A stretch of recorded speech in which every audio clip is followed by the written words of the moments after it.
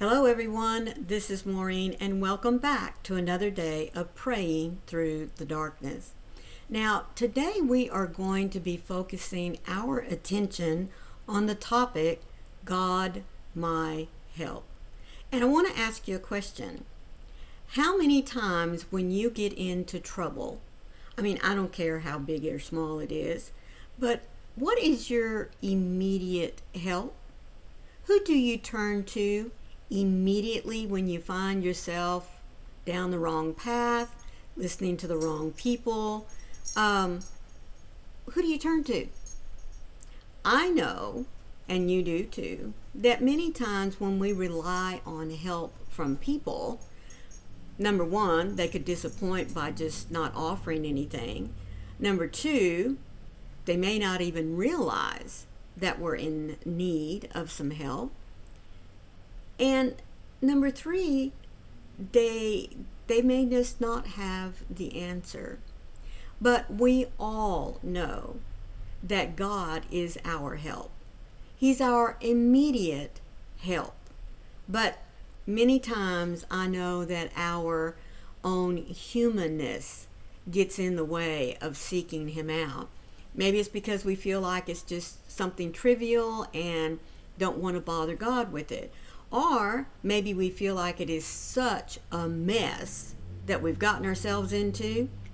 Maybe we're a little ashamed to bring it to Him. But God does not care. God is there to help us through every situation. That's why in today's verse that we will find in Psalms reminds us that no matter how big or small our troubles are, God should be the first one that we go to for help. But before we get into today's discussion, let me remind you that my devotionals for 2025 come from this little blue book that's put out by Broad Street Publishers. The title is 365 Days of Prayers and Devotions for those of us that have to continually live with depression and anxiety. But remember, it's not just for those of us that have those conditions. It's for everyone and anyone who may every once in a while fall into that pit related to stress. We all know that we get down in the dumps occasionally, and that's okay. But this little book has so many answers for us. If nothing else, just strength that's given through the Bible verses that's given to us on the topics, plus a little prayer to go along with it. So if this is something you believe that you would enjoy, I've left a link for you down in the description box in which you can go and purchase your own copy. Today's topic is God, my help. The verse that we'll be looking at is found in Psalms 149, verse 5. This verse from David reminds us that our true happiness can only be found by relying on the help that we get from God, and to be confident, to be assured that our faith is placed in Him. Blessed is he whose help is the God of Jacob, whose hope is in the Lord his God. Now, when we look at help from God, we have to have faith that He is going to deliver us. We have to have that confidence that He is listening to us. We have to have that true happiness in knowing that we can bring everything, every little part of our lives to Him. Because in that belief, in that hope, in faith, that there is nothing that we need to be ashamed of when we come before God, that is an assurance of our true faith in what it is that He can do. Now remember, I told you, God doesn't care how big or small the mess is. He just wants us to, number one, bring it to Him. Number two, leave it there and have the faith that He is going to show us the way out. that He's going to give us the answers to get us back on the right path. Now, I don't know about you, but sometimes the answers, I don't like them. But I have to know that God is showing me what is good for me. God is telling me, not only is this for your own peace, but it's also builds the trust that I'm supposed to have in Him. And many times I have to step back and remember that when God says, my child, I'm here for you. My child, there is nothing too big that I can't handle. My child.